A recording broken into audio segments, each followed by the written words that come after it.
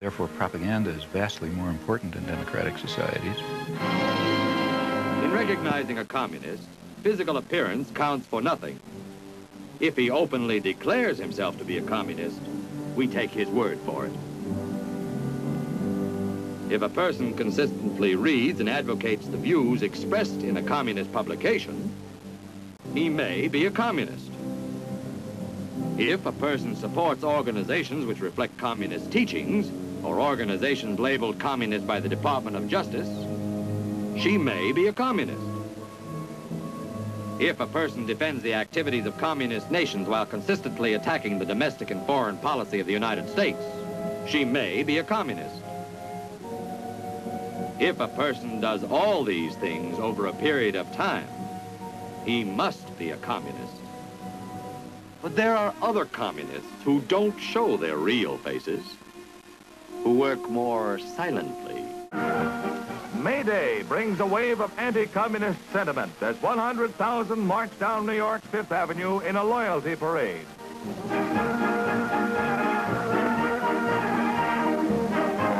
Everyone from vets to youngsters reveals his inborn dislike of communism. A united answer to those menacing our country's liberty.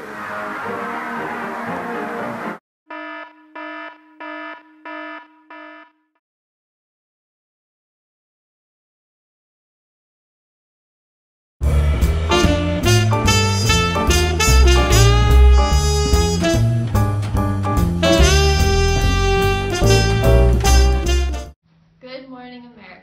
As many of you must know, the Red Scare is sweeping throughout the United States. Fear of communists infiltrating the American government is spreading throughout the public at a rapid speed. McCarthyism, the practice of making unfair accusations of American disloyalty and being a communist, is becoming more and more powerful within the U.S. Let's go live to an interview with Mr. Joseph McCarthy himself, the man who created McCarthyism. Hello, Mr. McCarthy. Can you tell us a little bit about yourself? I'm a senator from Wisconsin, and I hate communism and don't want any communists to be present in the United States, especially those who can influence the public. So I created McCarthyism. How would you define McCarthyism? Calling a man a communist, and who is later to be proven as one by the police or authorities. How have you dealt with these people that you believe to be communists? Usually I try to target people who have influence over American opinion. Some of those people include Hollywood actors and screenwriters who may have more communist views. Some of these people have had to go to court if they're communists, and most of them have had their careers ruined as a result of this. As an American, have you had any regrets on any of the tactics that you've used on your fight on the State Department? Have you done anything that you wouldn't do if you were doing it again? I think that we should have hit a little bit harder. I think he have understated the number of cases. For example, originally I said that the justice was unfit to serve because he had affinity for communist cause. The greatest understatement I have ever made. Do you think you have been guilty of any un-Americanism yourself in your efforts to combat what you define as un-Americanism?